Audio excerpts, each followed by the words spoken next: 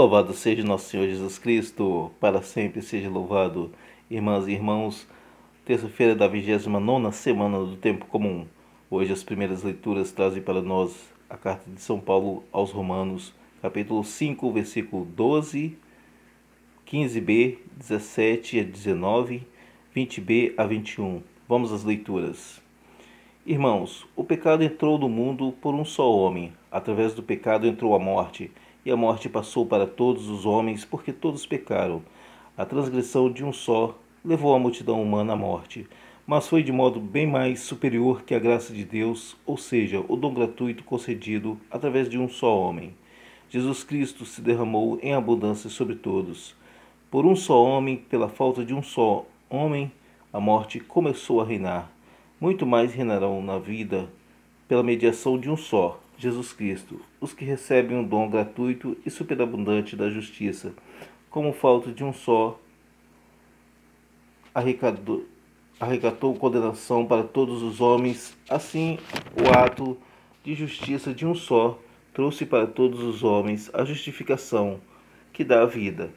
Com efeito, como pela desobediência de um só homem, a humanidade toda foi estabelecida numa situação de pecado. Assim também pela obediência de um só, toda a humanidade passará para uma situação de justiça. Porém, onde se multiplicou o pecado, aí superabundou a graça. Enfim, como o pecado tem reinado pela morte, que a graça reine pela justiça para a vida eterna. Por Senhor Jesus Cristo, nosso Amém. Palavra do Senhor, graças a Deus. Então, irmãs e irmãos, através do pecado, a personificação dele foi feita como potência hostil a Deus. Ou seja, que nós falamos em pecado, sempre pensamos numa coisa que é contrária aos ensinamentos de Deus e aos ensinamentos que nós temos costume de fazer, de bondade, de misericórdia, de coisas, de pensamentos bons.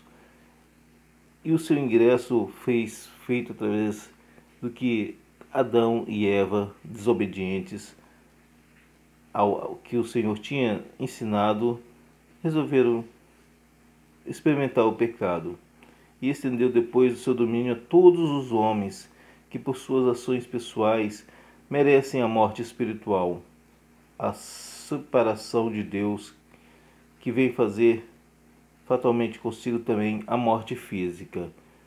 Aí se dá através de que nós, quando pecamos, ficamos arrependidos e não confessamos, não limpamos o nosso coração e tentamos se arrepender, mas não temos coragem de pedir perdão a Deus. E aquilo vai martirizando a pessoa até que ela vai endefiando e acaba trazendo sua própria condenação através do pecado e a transgressão a Deus.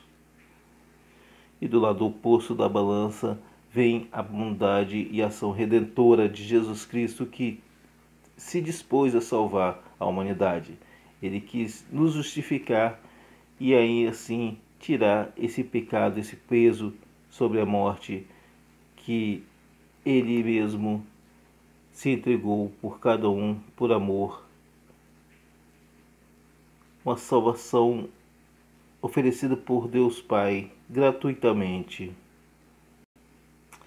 E no que veio Jesus Cristo para ensinar-nos a amar e fazer o bem, para que todas as nossas obras sejam dele imitada, isso é uma consequência, porque vem fazer tudo o contrário de que Adão fez.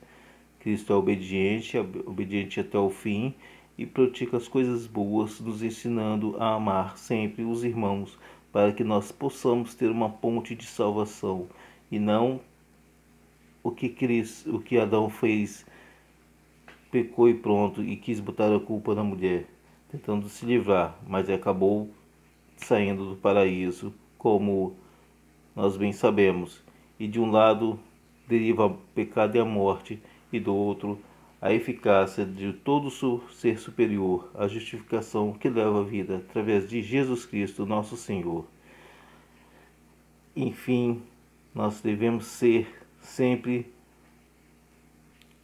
sermos solidários às outras pessoas, assim como Cristo foi solidário a nós, à nossa vida, inteiramente fundada na obediência ao Pai, ao fazer a vontade do Pai. Nós temos as nossas manifestações, os diversos sindicatos brigando pelos direitos da sociedade,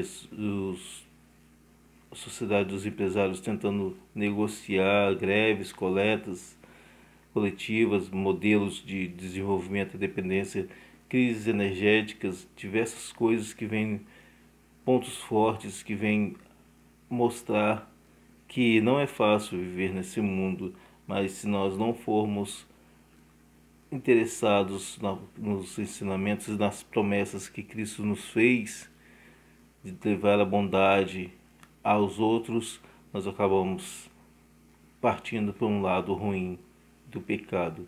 Sejamos sim, irmãos e irmãs, solidários uns com os outros, pois é um movimento que Cristo nos dá para que nós todos possamos ser salvos.